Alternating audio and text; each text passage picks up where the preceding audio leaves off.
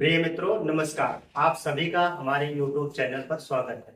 प्रिय मित्रों, जैसा कि आप लोग जानते हैं कि इस समय हम लोग भारत का भूगोल यानी इंडियन ज्योग्राफी का अध्ययन कर रहे हैं। मित्रों, आज हम लोग जो है जलवायु जलवायु तो पढ़ ही रहे थे। अब जलवायु में आज हम लोग जो है भारतीय मानसून की उत्पत्ति में तापीय सिद्धांत के बारे में सीखेंगे। ठीक है, भारतीय मानसून या मानसून की उत्पत्ति में जो है आज हम लोग तापीय सिद्धांत के बारे में। हालांकि चार सिद्धांत यहाँ पर भारत की मानसून में उत्पत्ति में चार सिद्धांत बताए गए हैं। एक तो हमारा तापीय सिद्धांत हो जाएगा, दूसरा पछुआ पवनों से संबंधित सिद्धांत हो जाएगा, तीसरा हमारा जेट स्ट्रीम से संबंधित होगा, और पांचवा हमारा जो है चौथा जो हमारा होगा वो एल नीनो सिद्धांत से संबंधित होगा। ठीक है, तो सबसे पहले हम लोग जो है भारतीय मानसून की उत्पत्ति में तापीय सिद्धांत के बारे में समझते हैं। ठीक है, थोड़ा सा जटिल है, आप लोगों को इसके ध्यान से समझना होगा। ठीक, क्योंकि ये जलवायु या मानसून से संबंधित जो भी प्रश्न बनते हैं थोड़ा जटिलता के साथ आते हैं, तो आपको इसमें बहुत ध्यान देने की जरूरत होगी। तो आइए हम उसको सरलता से आप लोगों को बताने का प्रयास करते हैं, ताकि आप लोगों को जो है हमारी बात समझ में आ जाए। ठीक है, तो हमारी हेडिंग आज की होगी मानसून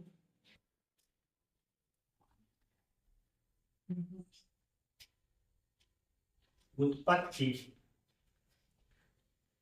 का तापीय सिद्धांत। ठीक है, मानसून उत्पत्ति मानसून की उत्पत्ति का तापीय सिद्धांत। थोड़ा यहाँ हल्का सा ऊपर देते हैं।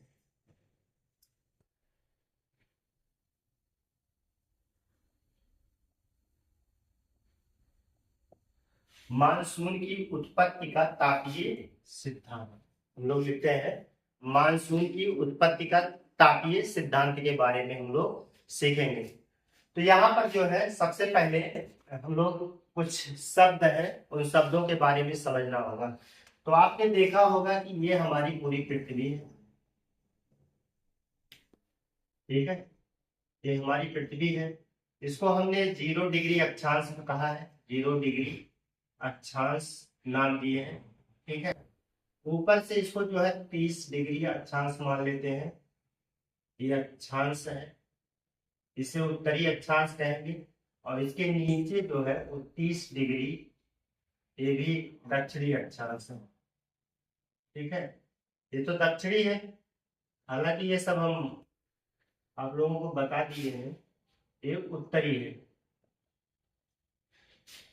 इधर जो है उत्तरी अक्षांश है और इधर जो है दक्षिणी, क्योंकि आप लोग जानते हैं कि ग्लोब है, ग्लोब में जो है जीरो के ऊपर वाले को उत्तरी गोलार्ध, मतलब यहाँ पे उत्तरी अक्षांश बोला जाता है, नीचे जो है दक्षिणी अक्षांश कहा जाता है। ठीक है, तो अब जो है इसमें हम लोग देखेंगे कि एक यहाँ शब्द आएगा कि पूर्वी व्यापारिक कोने। ठीक है, तो हालांकि यहाँ पर उत्तरी पूर्वी व्यापारिक कोने आएगी।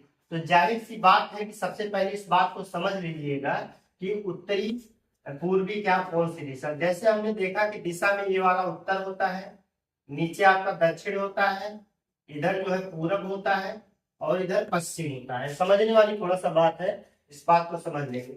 अगर पवन इधर से आ रहे हैं, ये दिशा जो है उत्तर पूर्वी कहलाएगा। ठीक, ये दिशा उत्तर पूर्वी।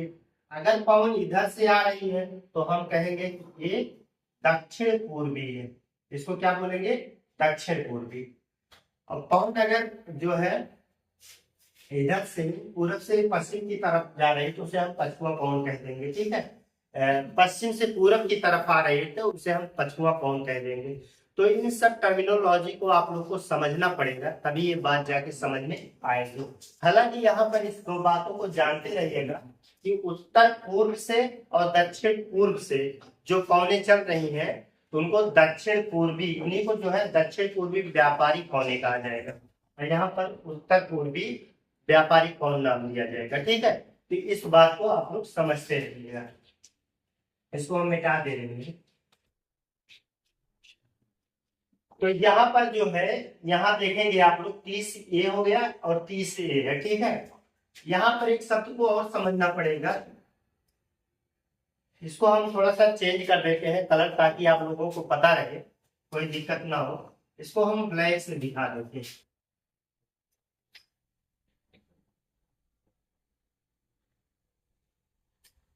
ये 5 डिग्री पर है, ये भी 5 डिग्री पर है, ठीक है। 5 उत्तर की तरफ, 5 दक्षिण की तरफ। इसे जो है कहा जाता है, इस बीच वाले को कहा जाता है अंतः उष्ण कटिबंधीय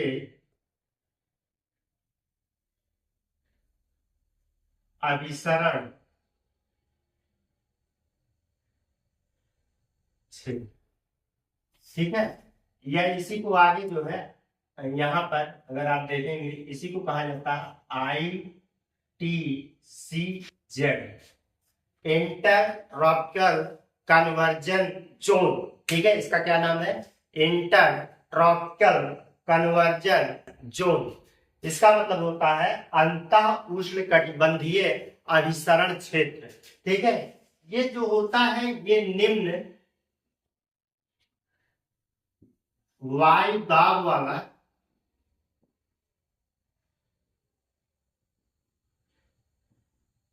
क्षेत्र है, ठीक है। ये निम्न वायु दाब वाला क्षेत्र है। तो निम्न वायु दाब वाला क्षेत्र है, तो इसका मतलब क्या हुआ कि जब सूर्य जो है, अगर मान ले हम यहाँ पर सूर्य है, इसको हम सन मान ले। जब सन कहाँ हो? सन सीधा लंबवत विषुवत रेखा पर हो, ठीक है। अगर सूर्य जो है विषुवत रेखा पर लंबवत पड़ रहा है, तो उस विषुवत रेखा के 5 डिग्री उत्तर और 5 डिग्री दक्षिण के जो एक पट्टी बनी गई, उस पट्टी को जो है, उस पूरी पट्टी के क्षेत्र को हम जो क्या कहेंगे? अंतः उष्ण कटिबंधीय अभिसरण क्षेत्र। अंतः उष्ण कटिबंधीय अभिसरण क्षेत्र का क्या मतलब होता है? यहाँ मतलब ये है कि इस दिशा से आने वाली पौने, इस दिशा से आने वाली पौने और इस दिशा से आने वाली पौने, तो इस दिशा का मतलब है कि उत्तर पूर्व व्यापारिक पवन, ठीक है। व्यापारिक पवन, ठीक है। और इधर का मतलब है कि दक्षिण पूर्व व्यापारिक पवन इधर। तो पौने इधर से और पौने इधर से, ठीक है। हवाएं जो है दक्षिण पूर्व से हवाएं जा रही हैं और उत्तर पूर्व से हवाएं आ रही हैं।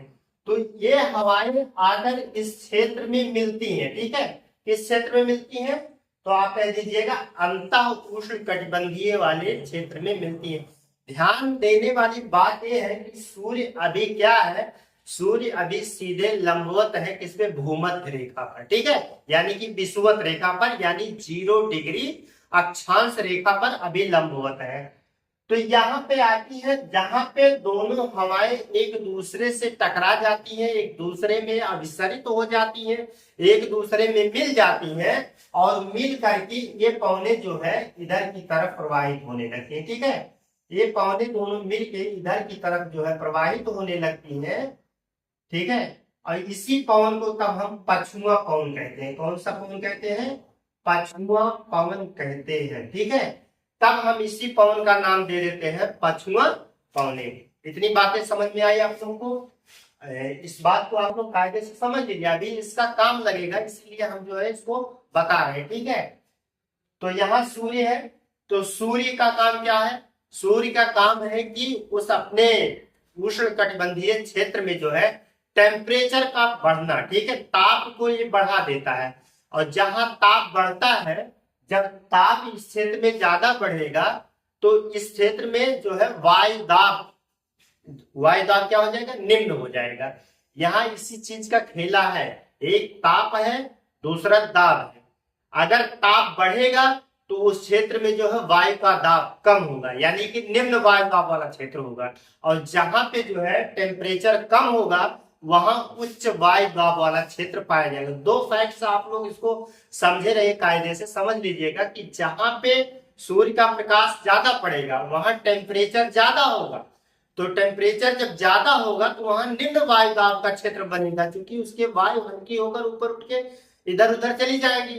फिर इसके बाद जो है जहां पर सूर्य का प्रकाश नहीं पहुंच रहा है या कम पहुंच रहा है, उस क्षेत्र में जो है वायु का दाब अधिक होता है। ठीक है, तो प्रेशर और टेम्परेचर यहाँ दो चीजें इंपॉर्टेंट है। इसी दो बात जो है हमारी मानसून के लिए उत्तरदायी होंगे, इस बात को आपको समझना पड़ेगा। तो इतनी बात आप लोग यहाँ पे समझ गए होंगे। ठीक है, तो हम यहाँ पर तापीय सिद्धांत पढ़ रहे हैं। तो तापीय सिद्धांत में जो है ताप का ही ज्यादा इफेक्ट रहेगा, ताप के ही संदर्भ में हमें बात को बतानी है।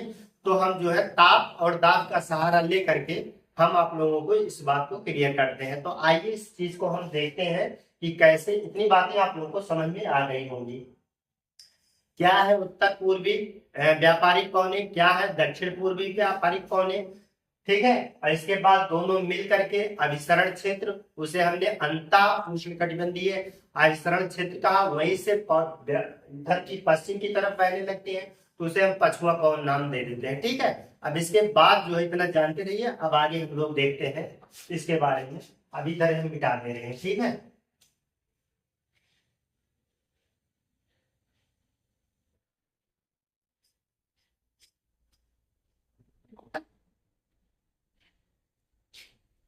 तो हम जो है पूरी पृथ्वी को जो है यहाँ पे हम बना लेते हैं एक गोलन।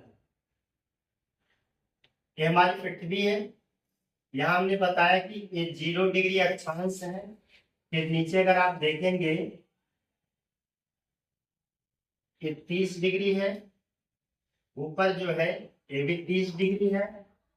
फिर इसके बाद जो है एक क्षेत्रीय होता है, एक क्षेत्रीय। ठीक है, तो इसका नाम जो है यहाँ पर जो हवाएं जो चलेंगी किस तरीके से, इसको कहेंगे उत्तर पूर्वी व्यापारिक पवन। और फिर अगर यहाँ की बात करें, यहाँ पर जो है दक्षिण पूर्व व्यापारिक पवन। ठीक, यहाँ पर वायु दाब क्या होगा, यहाँ पर उच्च वायु दाब का क्षेत्र बनेगा, उच्च वायु दाब। अगर यहाँ पर उच्च वायु दाब है, यहाँ पर क्या होगा, उच्च वायु दाब, क्योंकि दोनों तरफ वही होगा। ठीक है, वायु दाब का क्षेत्र होगा। अब यहाँ पर क्या होगा, निम्न वायु दाब का क्षेत्र होगा, निम्न वायु दाब होगा। ठीक, अगर हम यहाँ पर फिर बात करें, यहाँ पर ध्रुवीय, यहाँ पर ध्रुवीय, या आप जो है यहीं पे इसको दर्शा दीजिए, ध्रुवीय निम्न वायु दाब, और यहाँ पर लिख दिए ध्रुवीय निम्न वायु दाब, और यहाँ पर उच्च वायु दाब होगा, उच्च वायु दाब, उच्च वायु दाब। ठीक है, इस क्षेत्र में उच्च वायु दाब होगा। तो दोनों बातों को आप लोग इधर समझते रहिएगा। इधर कहने का मतलब है कि इधर हवाएं जो है इस साइड से आएंगी। ठीक है, यहाँ पर जो है हवाएं इस तरीके से आएंगी, इस तरीके से, और यहाँ पर हवाएं इस तरीके से चलेंगी। ठीक है, इस तरीके से हवाएं, क्योंकि यहाँ दक्षिण पूर्व से हवाएं आ रही हैं और यहाँ पर उत्तर पूर्व से हवाएं आ रही हैं। तो यहाँ की दक्षिण पूर्व की व्यापारिक कोने हो जाएगी, यहाँ से उत्तर पूर्व की व्यापारिक कोने हो जाएंगे। क्लियर, इतना बात समझ में आ रहा है। और बीच में हमने जो है इसको अलग पेन से हम दिखा रहे हैं। यहाँ पर जो है अभी क्या है, जो बात अभी हमने बताया, यहाँ 5 डिग्री है और नीचे दक्षिण में भी जो है 5 डिग्री है। ठीक है, 5 डिग्री, ये 5 डिग्री है। तो पूरे इस वाले क्षेत्र को हमने क्या कह दिया था, ITCZ जोन। ठीक है, इसे हमने जो है उष्ण कटिबंधीय क्षेत्र कहा है। ठीक है, इसका नाम है ITCZ जेड। अभी हमने बताया कि ITCZ क्या है, ये निम्न वायु दाब वाला क्षेत्र है। अब यहीं पर जो है उत्तर दक्षिण पूर्वी कोने और उत्तर पूर्वी कोने आके जो है यही इनका अभिसरण हो। अभिसरण का मतलब यहीं पे मिलेंगे और मिल करके फिर पौने पछुआ पौने, ठीक है, पश्चिम की साइड में निकल जाएंगे। तो हम लोग पूरब की साइड में, पश्चिम से पूरब की साइड में चले जाएंगे तो हम कहेंगे पछुआ पौने हो गए, ठीक है, पछुआ पौने बनेंगे। तो इस बात को समझते रहिएगा। ये कब की स्थिति है, जब सूर्य यहाँ पर है, जो हमने पीछे बताया, ठीक है, जब सूर्य भूमध्य रेखा पर मौजूद है तब की स्थिति है। अगर सूर्य जो है अपनी, देखिए क्या है कि सूर्य जो है वो अपनी सिचुएशन को बदल रहा है। वास्तव में सूर्य अपनी सिचुएशन को कभी नहीं बदलता है, पृथ्वी अपनी सिचुएशन को बदलती है। वो सूर्य के सामने जो है कभी उसका उत्तरी गोलार्ध रहता है तो कभी दक्षिणी गोल। इसका मतलब ये नहीं है कि सूर्य जो है, सूर्य को यहाँ पे नियत माना गया है, ठीक है, सूर्य को हम नियत मानेंगे। हालांकि आप बोलचाल की भाषा में लोग इस्तेमाल कर देते हैं कि सूर्य इधर उधर हो रहा है, बट सूर्य नहीं हो रहा है, पृथ्वी इधर उधर होके मतलब कभी उत्तरी गोलार्ध में चली जाती, कभी दक्षिणी गोलार्ध में, कभी बीच में, ठीक है।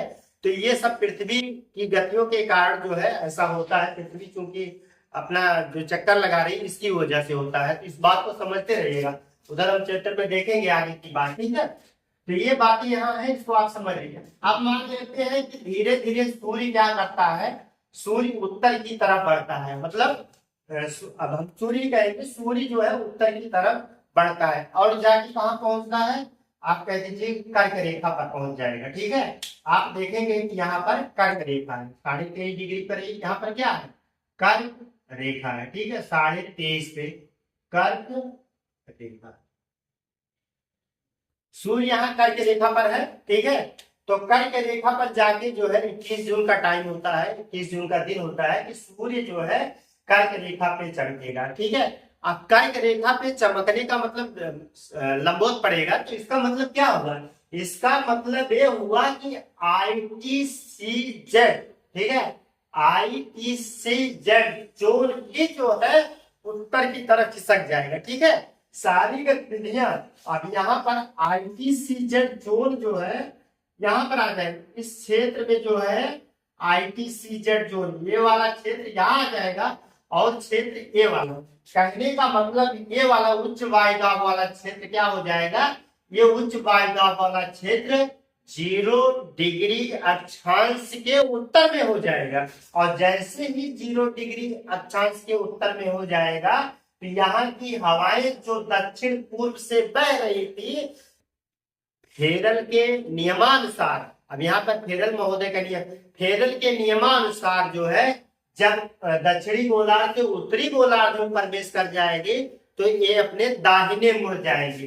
तो ये हवाएं अभी देखिए यहाँ दक्षिण से इधर की तरफ बढ़ रही थी, इधर की तरफ बढ़ने का मतलब अभी दिशा देखेंगे कि आप उत्तर पश्चिम वाला है, लेकिन जब ये यहाँ पर इसको क्रॉस करेंगी तो यहाँ पे ना जाने के बजाय ये अपने दाहिनी तरफ, ठीक है, ऐसे मुड़ जाएंगी और फिर मुड़ के इस तरीके से हवाएं चलने लगेंगी, ठीक है। इस बात को समझ लीजिएगा, यही पॉइंट है समझने वाली, इसको समझ लीजिएगा इतना, ठीक है। अब इसमें हम पहला एक एक पॉइंट लिखते चलते हैं, आप लोग इसको नोट डाउन करते चलिएगा, फिर हम समझाते रहेंगे बात को, ठीक है। यहाँ पे इसको नोट करिए। मतलब आप देखेंगे मानसून की उत्पत्ति का तापीय सिद्धांत, तो इस सिद्धांत के अनुसार, इस सिद्धांत के अनुसार, इस सिद्धांत के अनुसार मानसूनी पवनों की उत्पत्ति का कारण क्या है, ताप है। मानसूनी पवनों की उत्पत्ति का कारण ताप है, ताप है, ठीक है। मानसून की उत्पत्ति का मुख्य कारण क्या माना जाएगा, तो आप कह दीजिएगा कि ताप माना जाएगा, ठीक है। मानसून की उत्पत्ति का मुख्य कारण क्या हो जाएगा, ताप हो जाएगा। इस बात को आप लोग समझते रहिएगा। इसके बाद जो है अब जैसे मान लेते हैं कि ये जैसे सूर्य उत्तरी गोलार्ध में, देखिए अब सूर्य जो है उत्तरी गोलार्ध में, मतलब धीरे धीरे जा उत्तरी गोलार्ध में जब जाएगा और कर्क रेखा पर जाके लंबवत चमकेगा, तो निम्न वायु दाब यानी ITCZ वाला जो है जाके यहाँ उत्पन्न हो जाएगा, यानी कर्क रेखा पर। ठीक है, इस पॉइंट को यहाँ पर नोट कर लीजिएगा कि ग्रीष्म ऋतु में ऐसा कब होगा, ग्रीष्म ऋतु में होगा। ग्रीष्म ऋतु में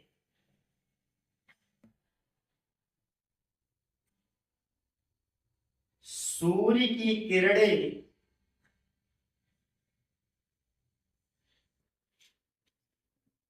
की किरणें उत्तरी गोलार्ध में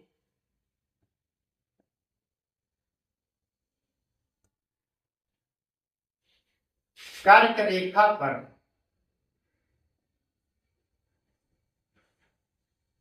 लंबवत पड़ती है, लंबवत पड़ती है,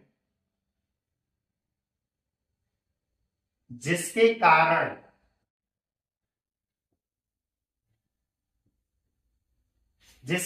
क्या होगा, जिसके कारण कर्क रेखा पर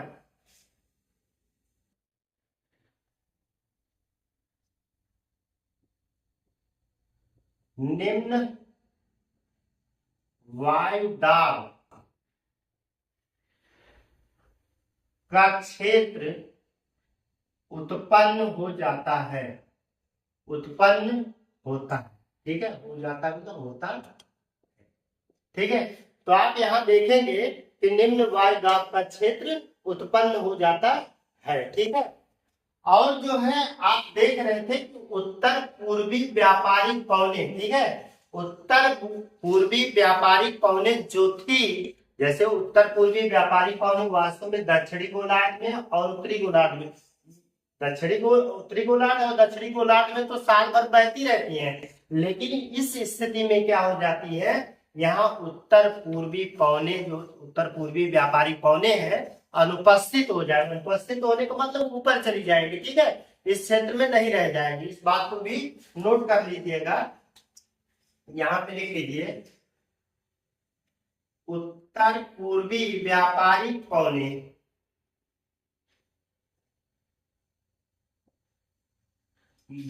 पौने जो साल भर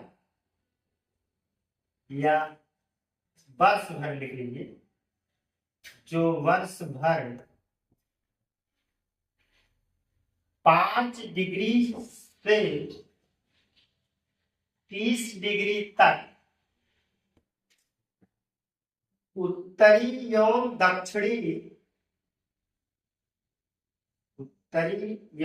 दक्षिणी अक्षांश के ऊपर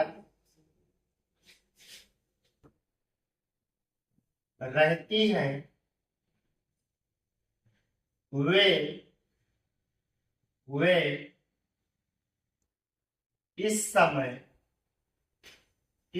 का मतलब इस टाइम पर, ठीक है, इस समय यहां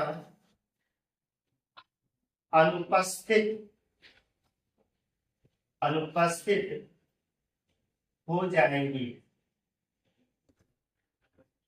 इस बात को समझ रहे हैं ना, ये अनुपस्थित हो जाने का मतलब है कि ये ऊपर की तरफ, ये पूरा क्षेत्र जो है, अब ये वाला क्षेत्र निम्न वायु दाब वाला क्षेत्र उधर बढ़ जाएगा। ठीक है, फिलहाल वो अनुपस्थित भारत वाले क्षेत्र में नहीं रह जाएगा। ठीक है, यहाँ क्योंकि भारत की स्थिति अगर हम देखें तो हमारे भारत की स्थिति लगभग यहीं पर है। ठीक है, यहीं पर हमारा जो है भारत यहीं पर स्थित है। इस बात को आप लोग समझते रहिएगा। तो भारत जो है लगभग कर्क रेखा जो है भारत के मध्य भाग से होकर गुजरती है। इस बात को यहाँ पर नोट कर लीजिएगा। ठीक, जो है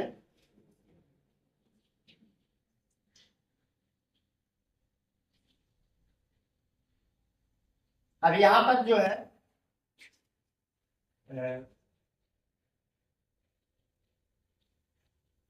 अब देखिए, जो पौने, अब ये पौने तो दक्षिण पूर्वी पौने थी। ठीक है, दक्षिण पूर्व वाली पौने, ये वाली पेटी भी ऊपर की तरफ खिसक जाएगी। ठीक है, तो इस बात को भी नोट कर लीजिएगा कि पूरा यहाँ से इस बात को समझ 5 डिग्री और 30 डिग्री इसके बीच में उच्च वायु दाब वाली पेटी भी क्या हो जाएगी, उत्तर की तरफ खिसक जाएगी। दक्षिण पूर्व व्यापारिक पवनों की उच्च वायु दाब वाली पेटी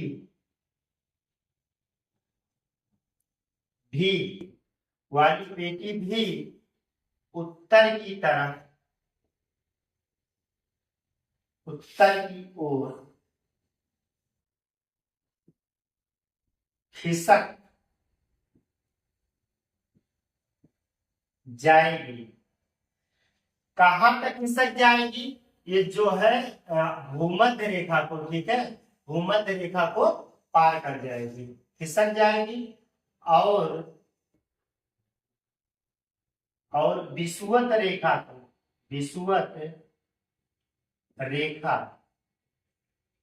को पार करती है। क्या करती है, ये विषुवत रेखा को पार कर जाएगी, ठीक है। तो फेरल के नियमानुसार इसको जो है आप लोग इसको जो है स्क्रीनशॉट ले लीजिए, हम फिर इस बात को मिटा रहे हैं, ठीक है, सारी बात समझ में आएगी। इसको हम यहाँ पर मिटा दे रहे हैं।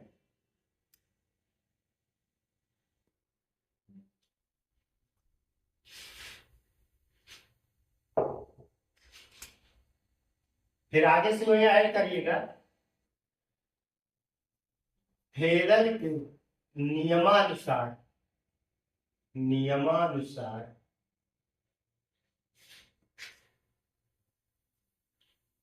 कोरियलिस बल के कारण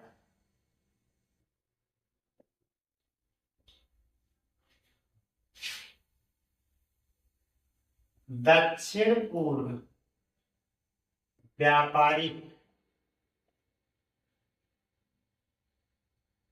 पौने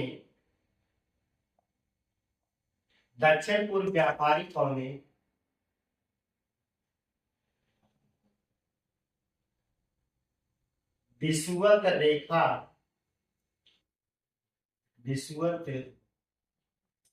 रेखा को पार करने के पश्चात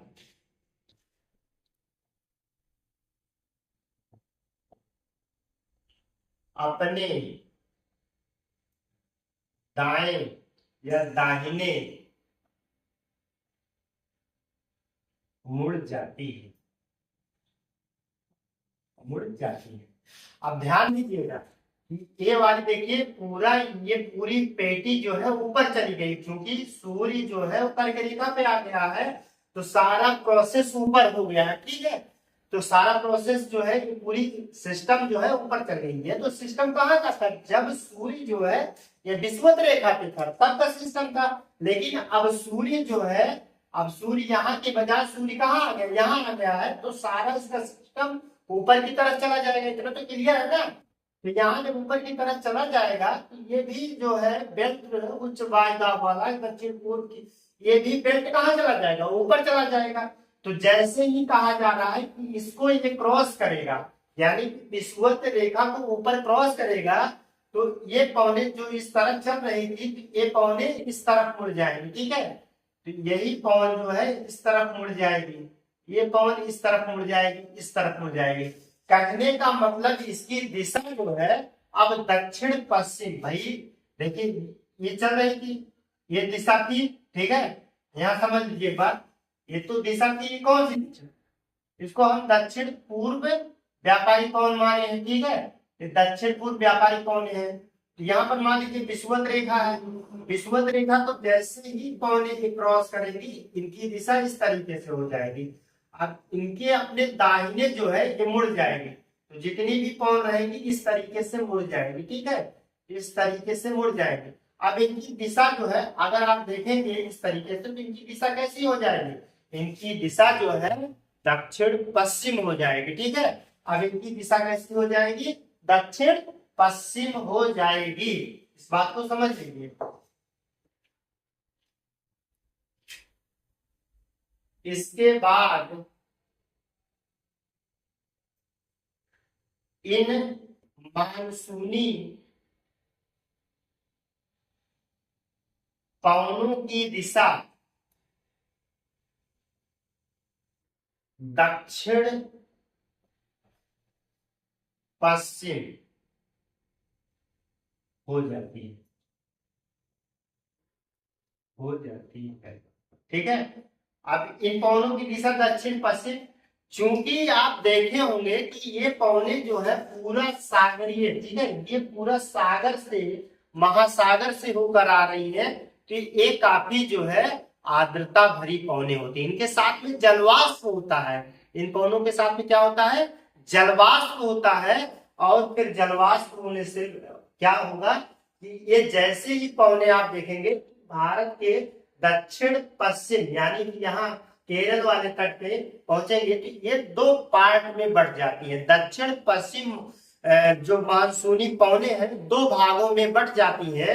एक शाखा को तो हम क्या कहते हैं, एक शाखा को अरब सागर की शाखा कहते हैं और दूसरी शाखा को हम क्या कहेंगे, बंगाल की खाड़ी की शाखा कहेंगे। ठीक है, इस बात को भी नोट करिए। दक्षिण पश्चिम क्या कहते हैं, इसके बाद मानसूनी पवनों की दिशा दक्षिण पश्चिम हो जाती है। ठीक है, चूंकि ये पवने चूंकि ये पवने चूंकि ये पवने महासागरों में काफी दूरी तय करके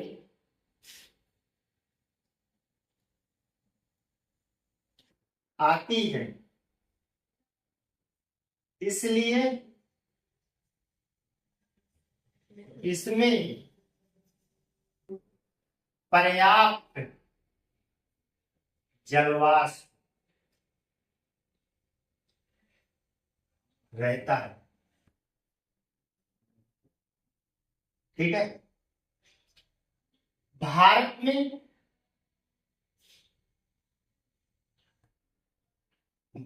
में पहुंचने से पहले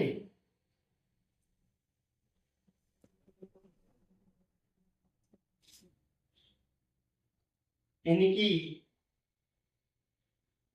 दो शाखा में विभाजित, इनकी दो शाखाएं ऐसा करिए, इनकी दो शाखाएं बन जाती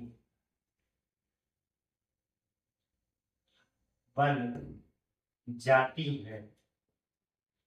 ठीक है, बन जाती है।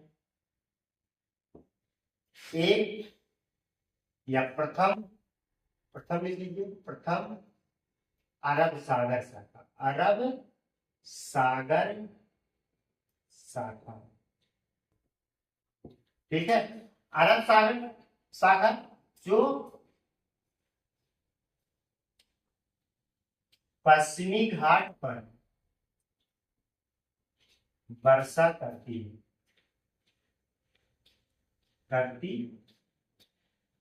द्वितीय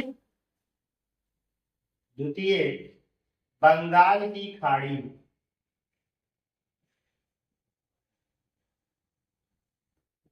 की शाखा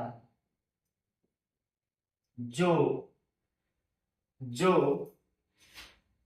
अंडमान निकोबार तथा पूर्वोत्तर भारत में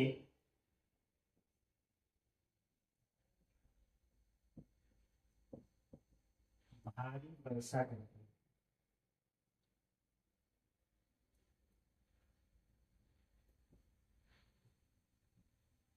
भारी वर्षा करती है। ठीक है, पूर्वोत्तर भारत में भारी वर्षा करते हैं।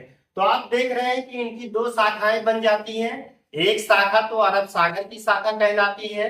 अरब सागर की शाखा जो है पश्चिमी घाट पर भारी वर्षा का कारण बनती है, और दूसरी शाखा जो है बंगाल की खाड़ी यानी कि भारत के नीचे से होकर आप देखेंगे कि यहाँ पर आप देखेंगे कि एक शाखा तो यहाँ पे टकराएगी, लेकिन दूसरी शाखा यहाँ पर जो है टकरा के यानी कि आप कहेंगे कि अंडमान निकोबार और पूर्वोत्तर के भारत में काफी बारिश करती है। ठीक है, लेकिन जो बंगाल वाली शाखा है, बंगाल वाली शाखा पुनः जो है भारत में जो है मुड़ करके जो है गंगा के मैदान से होकर के जो है फिर हिमालय में जाके टकराती है, और फिर उत्तर भारत के क्षेत्रों में जो है यहाँ उत्तर भारत के क्षेत्रों में बारिश करती है। ठीक है, हालांकि ये बारिश जो है जैसे जैसे उत्तर से पश्चिम की ओर जो सॉरी पूर्व से पश्चिम की ओर बढ़ते हैं, बारिश की मात्रा कम होती जाती है। इस पॉइंट को नोट कर लीजिए। ठीक है, इसको हम लोग मिटा रहे हैं, तो आप लोग स्क्रीनशॉट ले लीजिए।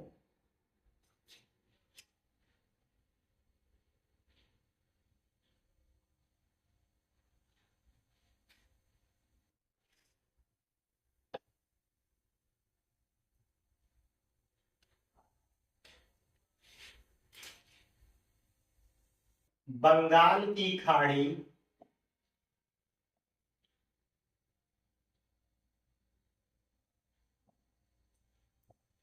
शाखा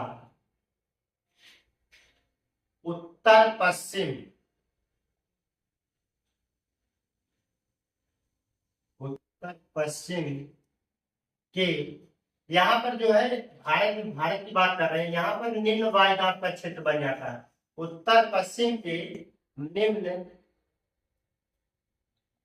वायु दाब क्षेत्र की ओर अग्रसारित होती है, अग्रसारित होती है, जो जो उत्तर भारत में वर्षा करती है, वर्षा करती है। हालांकि यह वर्षा जैसे जैसे हम पश्चिम की दिशा में बढ़ते जाएंगे, हालांकि यह वर्षा पूर्व से पश्चिम की ओर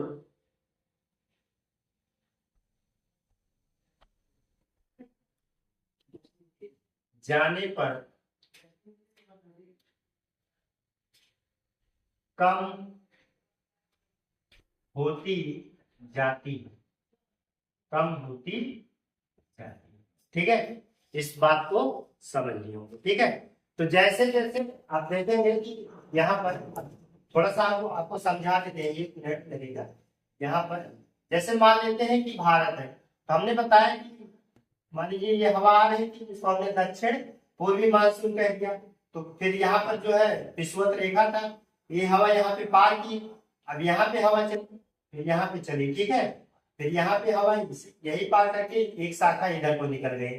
ठीक है, अब इधर अंडमान निकोबार द्वीप स्थित था, यहाँ पे बारिश बारिश की, फिर और शाखा आगे निकली। ठीक है, भारत के इस वाले क्षेत्र में, ठीक है, यहाँ भारत के इस वाले क्षेत्र में बारिश की, पुनः ये शाखा जो है इस तरफ मुड़ जाती है, और यहाँ पे हिमालय है, हिमालय वाले क्षेत्र से टकराएगी और खूब बारिश इस वाले क्षेत्र में बारिश करेगी। जैसे जैसे इधर की तरफ बढ़ जाएगी, उधर जो है बारिश कम होती चली जाएगी। इस साइड वाले में ज्यादा बारिश, पूर्व वाले साइड में ज्यादा बारिश होगी, लेकिन जैसे जैसे पश्चिम दिशा में जाएगी बारिश की मात्रा कम होती जाएगी। तो आप देखते होंगे कि हमारा जो अरावली के बाद एकदम या अरावली तक के क्षेत्र में जो है काफी कम बारिश होता है। अरावली के बाद तो बिल्कुल, अरावली के पश्चिम में तो एकदम बारिश नगण्य के बराबर होता है। ठीक है, वहां वर्षा एकदम कम होती है। ठीक है, तो आपने इस बात को समझ लिया होगा।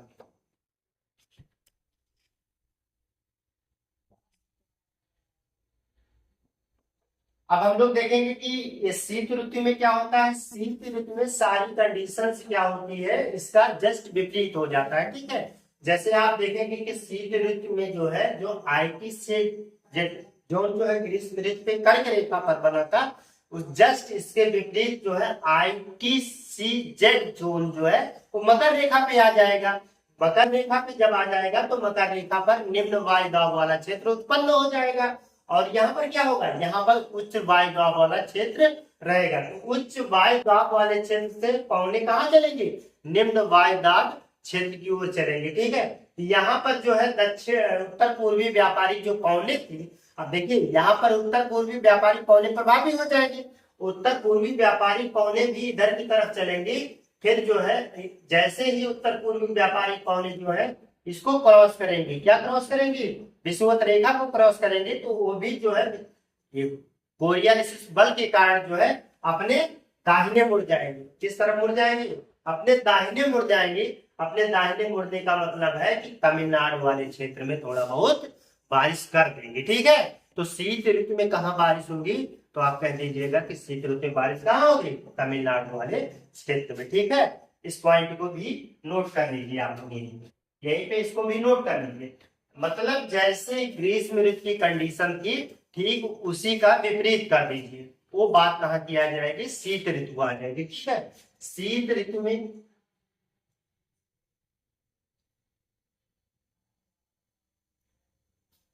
शीत ऋतु में सूर्य की किरणें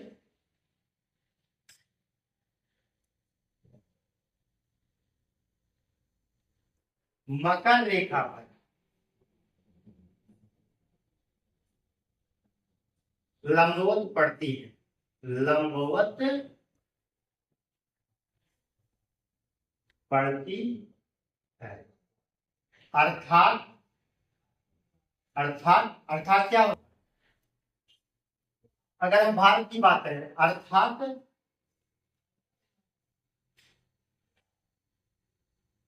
अर्थात उत्तर भारत में,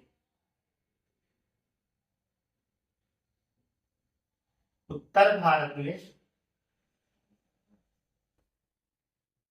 या उत्तर भारत नहीं, आप संपूर्ण भारत लिखते हैं, अर्थात संपूर्ण भारत में निम्न उच्च वायुदाब, उच्च वायुदाब का क्षेत्र उत्पन्न हो जाएगा। ठीक है, इस बात को समझिए, जैसे जब सूर्य की किरणें भाई यहाँ पे आ जाएंगी, जब सूर्य की किरणें इस तरफ आ जाएंगी, इस तरफ से पूरा ITCZ जोन यहाँ आ जाएगा, तो यहाँ पर जो है काफी ठंडा हो जाएगा, टेम्परेचर यहाँ पे ज्यादा रहेगा। तो जहां पे टेम्परेचर ज्यादा रहेगा, ताप जहां का ज्यादा रहेगा, वहीं पे निम्न वायुदाब का क्षेत्र बनेगा। और यहाँ पर क्या बन जाएगा, उत्तर साइड में, उत्तरी गोलार्ध में पूरी तरीके से उच्च वायुदाब का क्षेत्र बन जाएगा। जब यहाँ पर उच्च वायुदाब का क्षेत्र बन जाएगा तो पवनों की ये गति क्या करेगी, पवने जो हमेशा उच्च वायुदाब से निम्न वायुदाब की ओर गति करेंगे, तो पवने इधर की तरफ आएंगे। ठीक है, तो उत्तर पूर्वी जो व्यापारी पवने थी इधर की तरफ पूरा आएंगे। ठीक है, उत्तर पूर्वी व्यापारी पवने जो इधर से बह रही थी, ये पवने इधर की तरफ आएगी और फिर आने के बाद जो है ये इधर की तरफ मुड़ जाएंगे। ठीक है, तो इसमें जो है आप इसको नोट कर लीजिएगा, इस समय मतलब इस वक्त, ठीक है, इस समय उत्तर पूर्वी व्यापारी पवने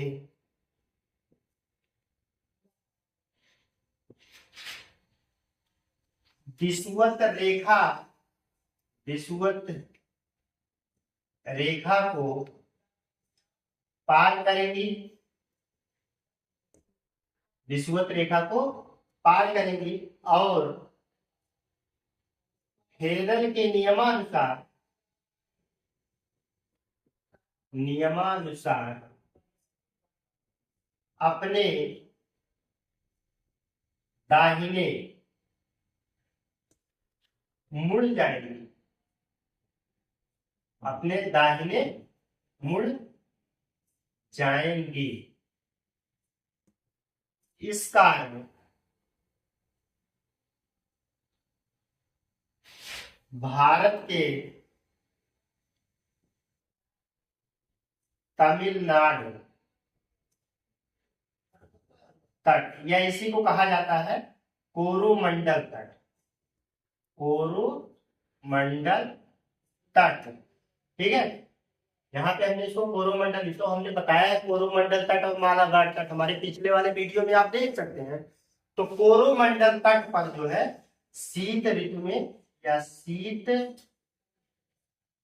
ऋतु में वर्षा करेगी। ठीक है, वर्षा करेगी। तो आप लोगों ने इस तरीके से देखा पूरा हमारा जो था मानसून की उत्पत्ति का तापीय सिद्धांत। ठीक है, तो हमने जो है इसको बहुत विधिवत तरीके से समझाया आप लोग। हमें आशा है कि आप लोगों को हमारी बात समझ में आई होगी। ठीक है, काफी सहजता से समझाए हैं। आप लोग इस वीडियो को 2-3 बार देखिएगा। ठीक है, आप लोगों को ये बात समझ में आ जाएगी। हम लोग आगे फिर मिलते हैं किसी और बेहतर क्लास के साथ। तब तक के लिए धन्यवाद।